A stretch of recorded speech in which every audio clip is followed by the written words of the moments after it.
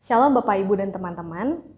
Dalam kehidupan kita sehari-hari, tentu banyak sekali saat di mana kita harus mengambil keputusan. Nah, keputusan ini ada yang tidak berdampak, ada pula yang berdampak besar dan panjang.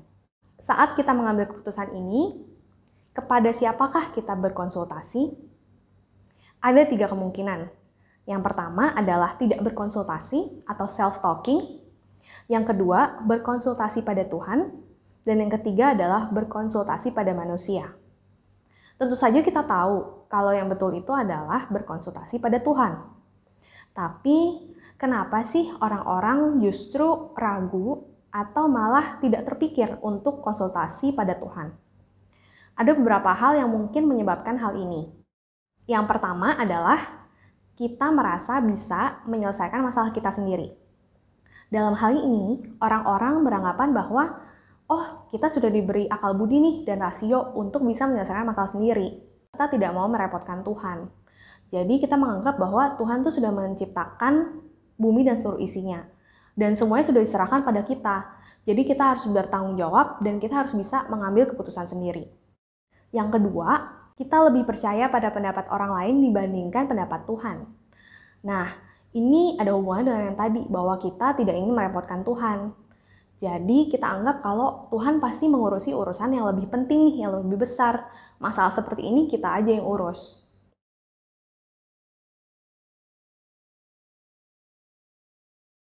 Yang ketiga, kita tidak percaya pada Tuhan.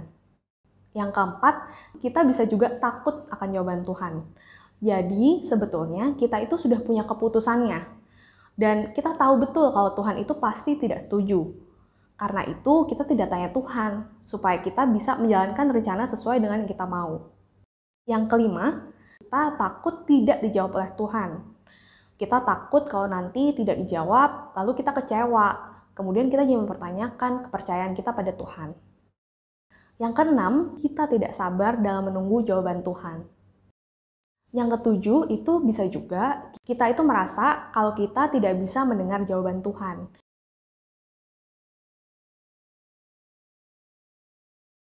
Ini bisa karena kita terikat oleh dosa, bisa karena kita merasa kurang layak, atau mungkin kita merasa kita tidak punya kemampuannya.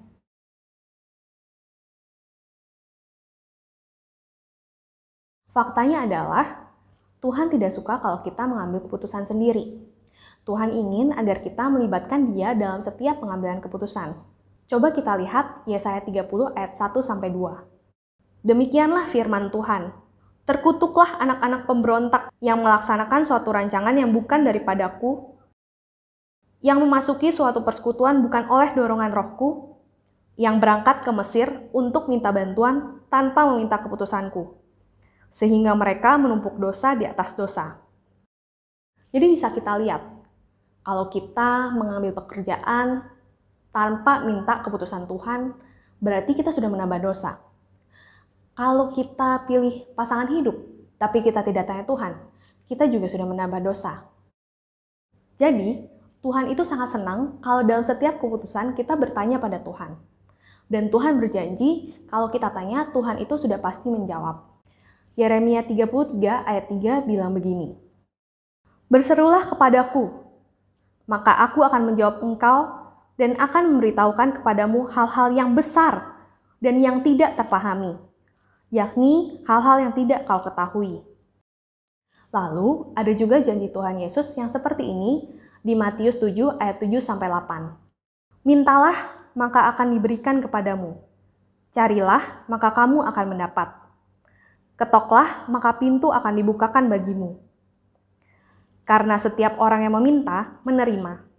Dan setiap orang yang mencari, mendapat. Dan setiap orang yang mengetok, baginya pintu dibukakan." Jadi, kalau kita tidak tanya, kita tidak minta arahan Tuhan, kita tidak mungkin dijawab oleh Tuhan. Sama seperti kalau misalnya kita tidak tanya nih pada teman kita, "Hari ini mau makan apa?" Tidak mungkin dong dia tiba-tiba jawab, "Iya, hari ini saya mau makan nasi goreng." Sama.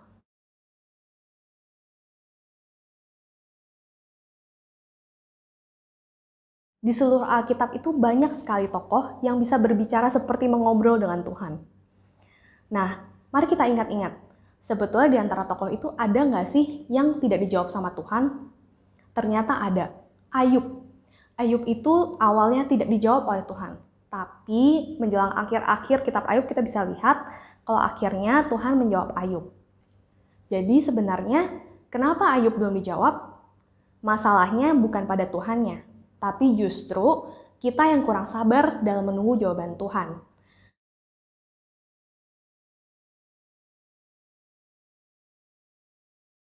Nah, Tuhan bukan hanya senang kalau kita melibatkan Dia. Mazmur 145 ayat 18-19 berkata, Tuhan dekat pada setiap orang yang berseru kepadanya. Pada setiap orang yang berseru kepadanya dalam kesetiaan. Ia melakukan kehendak orang-orang yang takut akan Dia. Mendengarkan teriak mereka minta tolong dan menyelamatkan mereka. Iblis tahu betul hal ini. Dan yang terus-menerus dia lakukan adalah mengatakan pada kita seperti ini. Kamu tidak perlu bantuan siapa-siapa. Kamu bisa belajar yang tinggi, kamu bisa cari di internet, kamu bisa belajar sendiri. Jadi, kamu tidak perlu juga tanya Tuhan. Kalau cara itu tidak berhasil, iblis biasanya menggunakan cara kedua, yaitu sifatnya sebagai diabolos. Apa sih diabolos ini? Jadi, iblis dalam Alkitab itu disebut sebagai diabolos atau kita bisa sebut sebagai si penuduh. Caranya gimana sih? Dia akan bilang pada kita, kamu itu tidak layak, kamu tidak mungkin bisa dengar Tuhan, kamu terlalu berdosa, kamu kurang kudus. Semua yang dilakukan iblis ini, iblis berusaha supaya kita yakin kalau sebenarnya dosa kita itu belum dibersihkan secara tuntas. Fungsinya adalah untuk meniadakan kuasa salib Kristus.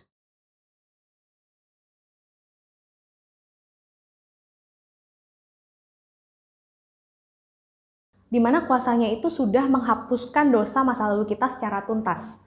Bahkan sebetulnya dosa masa kini dan dosa masa depan kita juga sudah dihapuskan.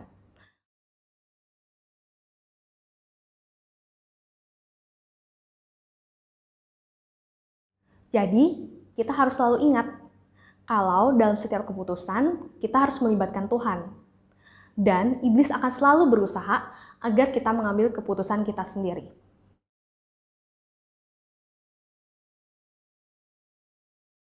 Ada hal yang berbahaya kalau kita tidak mau tanya Tuhan. Ini dibahas panjang lebar dalam Ulangan 28.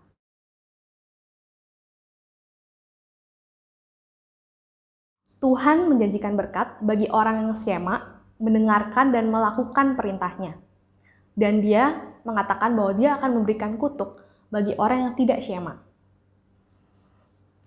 Mari kita baca intinya sebentar. Jika engkau baik-baik mendengarkan suara Tuhan Allahmu dan melakukan dengan setia segala perintahnya yang kusampaikan kepadamu pada hari ini, maka Tuhan Allahmu akan mengangkat engkau di atas segala bangsa di bumi. Segala berkat ini akan datang kepadamu dan menjadi bagianmu jika engkau mendengarkan suara Tuhan Allahmu. Diberkatilah engkau di kota dan diberkatilah engkau di ladang. Diberkatilah buah kandunganmu, hasil bumimu, dan hasil ternakmu, yakni anak lembu sapimu dan kandungan kambing dombamu. Diberkatilah bakulmu dan tempat adonanmu. Diberkatilah engkau pada waktu masuk, dan diberkatilah engkau pada waktu keluar. Tuhan akan membiarkan musuhmu yang maju berperang melawan engkau, terpukul kalah olehmu. Bersatu jalan mereka akan menyerang engkau, tetapi bertujuh jalan mereka akan lari di depanmu.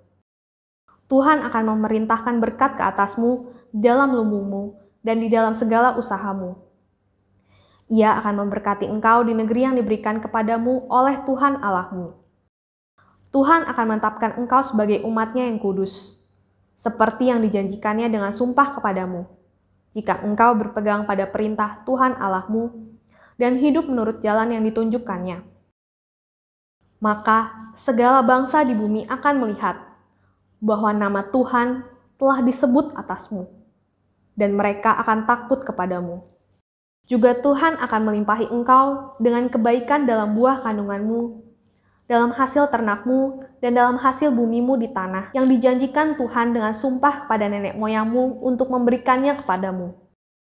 Tuhan akan membuka bagimu perbendaharaan yang melimpah, yakni langit, untuk memberi hujan bagi tanahmu pada masanya, dan memberkati segala pekerjaanmu, sehingga engkau memberi pinjaman kepada banyak bangsa, tetapi engkau sendiri tidak meminta pinjaman.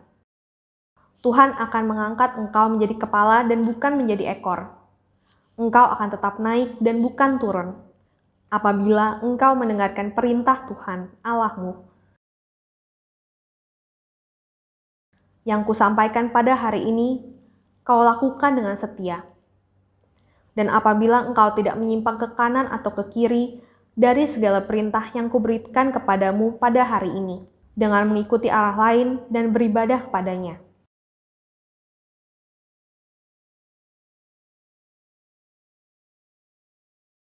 Tetapi jika engkau tidak mendengarkan suara Tuhan Allahmu, dan tidak melakukan dengan setia segala perintah dan ketetapannya, yang kusampaikan kepadamu pada hari ini, maka segala kutuk ini akan datang kepadamu dan mencapai engkau. Terkutuklah engkau di kota, dan terkutuklah engkau di ladang. Terkutuklah bakulmu dan tempat adonamu. Terkutuklah buah kandunganmu, hasil bumimu, anak lembu sapimu, dan kandungan kambing dombamu. Terkutuklah engkau pada waktu masuk, dan terkutuklah engkau pada waktu keluar. Tuhan akan mendatangkan kutuk, huru hara, dan penghajaran ke antaramu dalam segala usaha yang kau kerjakan, sampai engkau punah dan binasa dengan segera karena jahat perbuatanmu, sebab engkau telah meninggalkan Aku. Tuhan akan melekatkan penyakit sampar kepadamu, sampai dihabiskannya engkau dari tanah, kemana engkau pergi untuk mendudukinya. Tuhan akan menghajar engkau dengan batuk kering, demam kepialu, sakit radang, kekeringan, hama, dan penyakit gandum. Semuanya itu akan memburu engkau sampai engkau binasa. Juga langit yang di atas kepalamu akan menjadi tembaga, dan tanah yang di bawah pun menjadi besi. Tuhan akan menurunkan hujan abu dan debu ke atas negerimu. Dari langit akan turun semuanya itu ke atasmu sampai engkau punah. Tuhan akan membiarkan engkau terpukul kalah oleh musuhmu. Bersatu jalan engkau akan keluar menyerang mereka, tetapi bertujuh jalan engkau akan lari dari depan mereka, sehingga engkau menjadi kengerian bagi segala kerajaan di bumi. Mayatmu akan menjadi makanan segala burung di udara, serta binatang-binatang di bumi, dengan tidak ada yang mengganggunya. Tuhan akan menghajar engkau dengan bara Mesir, dengan borok, dengan kedal dan kudis, yang daripadanya engkau tidak dapat sembuh. Tuhan akan menghajar engkau dengan kegilaan, kebutaan, dan kehilangan akal, sehingga engkau meraba-raba pada waktu tengah hari, seperti seorang buta meraba-raba di dalam gelap. Perjalananmu tidak akan beruntung, tetapi engkau selalu diperas dan dirampasi, dengan tidak ada seorang yang datang menolong. Engkau akan bertunangan dengan seorang perempuan, tetapi orang lain yang menidurinya. Engkau akan mendirikan rumah, tetapi tidak akan mendiaminya. Engkau akan membuat kebun anggur, tetapi tidak akan mengecap hasilnya. Lembumu akan disembelih orang di depan matamu, tapi engkau tidak akan memakan dagingnya. Keledaimu akan dirampas dari depanmu, dan tidak akan dikembalikan kepadamu. Kambing dombamu akan diberikan kepada musuhmu, dengan tidak ada orang yang datang menolong engkau. Anak-anakmu lelaki dan anak-anakmu perempuan akan diserahkan kepada bangsa lain, sedang engkau melihatnya dengan matamu sendiri, dan sehari-harian engkau rindu kepada mereka dengan tidak dapat berbuat apa-apa. Suatu bangsa yang tidak kau kenal akan memakan hasil bumimu dan segala hasil jerih payahmu. Engkau akan selalu ditindas dan diinjak. Engkau akan menjadi gila karena apa yang dilihat matamu. Tuhan akan menghajar engkau dengan bara jahat, yang daripadanya engkau tidak dapat sembuh, pada lutut dan pahamu, bahkan dari telapak kakimu sampai kepada batu kepalamu. Tuhan akan membawa engkau dengan raja yang kau angkat atasmu itu, kepada suatu bangsa yang tidak dikenal olehmu ataupun oleh nenek moyangmu. Di sanalah engkau akan beribadah kepada Allah lain, kepada kayu dan batu. Engkau akan menjadi kedahsyatan, kiasan, dan sindiran di antara segala bangsa, kemana Tuhan akan menyingkirkan engkau. Banyak benih yang akan kau bawa ke ladang, tapi sedikit hasil yang kau kumpulkan, sebab belalang akan menghabiskannya. Kebun-kebun anggur akan kau buat dan kau usahakan, tetapi engkau tidak akan meminum atau menyimpan anggur, sebab ulat akan memakannya. Pohon-pohon zaitun akan kau punyai di seluruh daerahmu, tetapi engkau tidak akan berurap dengan minyaknya, sebab buah zaitunmu akan gugur. Engkau akan mendapat anak-anak lelaki dan anak-anak perempuan, tetapi mereka bukan bagi dirimu, sebab mereka akan menjadi tawanan. Segala pohon-pohonmu dan hasil bumimu akan diduduki oleh kawanan belalang. Orang asing yang ada di tengah-tengahmu akan menjadi makin tinggi mengatasi engkau, tetapi engkau menjadi makin rendah. Ia akan memberi pinjaman kepadamu, tetapi engkau tidak akan memberi pinjaman kepadanya. Ia akan menjadi kepala, tetapi engkau akan menjadi ekor. Segala kutuk itu akan datang ke atasmu, memburu engkau dan mencapai engkau sampai engkau punah. Karena engkau tidak mendengarkan suara Tuhan Allahmu dan tidak berpegang pada perintah dan ketetapan yang diperintahkannya kepadamu. Semuanya itu akan menjadi tanda dan mukjizat di antaramu dan di antara keturunanmu untuk selamanya. Setelah saya analisa, ada beberapa persamaan dan juga perbedaan antara kutuk dan berkat tersebut. Bila kita syema, Tuhan akan memuliakan kita, baik itu di atas musuh kita maupun di antara orang di sekitar kita. Jadi, orang-orang lain itu akan segan pada kita. Kita akan jadi orangnya Tuhan yang dihormati. Meskipun kita sebenarnya kalau di dunia ini hanya seorang pembantu yang dianggap rendah oleh orang lain. Bila kita syema, Tuhan akan memberikan berkat kepada kita. Jadi, apapun yang kita kerjakan, itu akan berhasil. Dan tentu berkat-berkat tambahan akan ditambahkan apabila kita sungguh-sungguh mendengar dan taat. Bila kita syema, Tuhan akan mengambil keputusan bahwa kita ini adalah umat-Nya. Sebagai umat, kita bukan lagi orang asing bagi Tuhan. Tuhan sebagai pemimpin kita akan membimbing kita dan memberikan arahan supaya kita tidak masuk jalan yang salah dan tidak binasa. Semakin banyak kita tanya Tuhan, dengar Tuhan, dan melakukan apa yang Tuhan minta, maka semakin jelas juga arahan Tuhan pada kita. Bila kita tidak syema, apapun yang kita lakukan tidak akan berhasil, semuanya akan gagal. Kegagalan ini biasanya tidak selalu terjadi dalam waktu singkat. Tidak selalu kalau kita kerjakan sekarang, itu pasti langsung gagal. Ada juga orang-orang yang mungkin saat ini hidupnya masih enak, walaupun mereka melakukan hal-hal tidak sesuai dengan kehendak Tuhan. Tapi akan ada saatnya di mana Tuhan akan menutup pintu berkat-Nya sehingga dia tidak bisa lagi hidup dengan nyaman. Bila kita tidak syema, Tuhan akan menimpakan penyakit baik secara fisik maupun mental. Jadi kalau misalnya kita udah tidak dengar Tuhan, pertama itu Tuhan akan membuat semuanya tidak berhasil. Setelah itu kalau kita terus-terus masih tidak dengar Tuhan, tidak taat, Tuhan itu akan memberikan penyakit. Baik itu penyakit fisik maupun penyakit dari serangan orang lain. Bila kita tidak syema, Tuhan itu akan merendahkan kita di antara orang lain. Jadi kita akan dipandang rendah oleh orang lain tidak segan lagi pada kita, dan orang mudah sekali untuk menjatuhkan kita. Bila kita tidak syema, Tuhan itu akan mengambil apa yang menurut kita itu hak kita dan memberikannya pada orang lain. Jadi misalnya kita udah memperjuangkan suatu proyek, tiba-tiba proyek itu dikasih ke orang lain. Bila kita tidak syema, Tuhan itu pada akhirnya akan membuat kita semakin jauh dan semakin tidak taat. Ini sangat gawat. Kalau misalnya Tuhan udah memposisikan kita supaya kita tidak taat dan semakin jauh, itu berarti kita udah di titik di mana Tuhan tidak mau lagi melihat kita. Ini seperti ceritanya Firaun, di mana tulah-tulahnya itu terus berjalan, semakin parah tulahnya.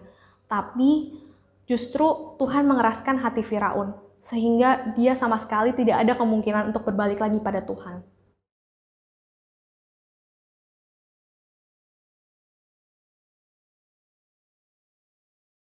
Jadi akan ada titik di mana kita tidak bisa kembali lagi pada Tuhan, karena Tuhan sudah tidak mau lagi melihat kita.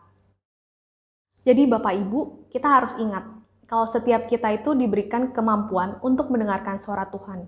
Dan Tuhan sangat ingin sekali agar kita melibatkan Dia di dalam kehidupan kita. Dia akan memberikan berkat bila kita mau mendengarkan dan taat padanya. Mari kita mulai Shema pada Tuhan mulai sekarang. Kalau ada dari Bapak atau Ibu dan teman-teman yang masih belum bisa dengar suara Tuhan, bisa menghubungi teman-teman yang sudah bisa dengar suara Tuhan. Mari kita Shema pada Tuhan. Tuhan berkati.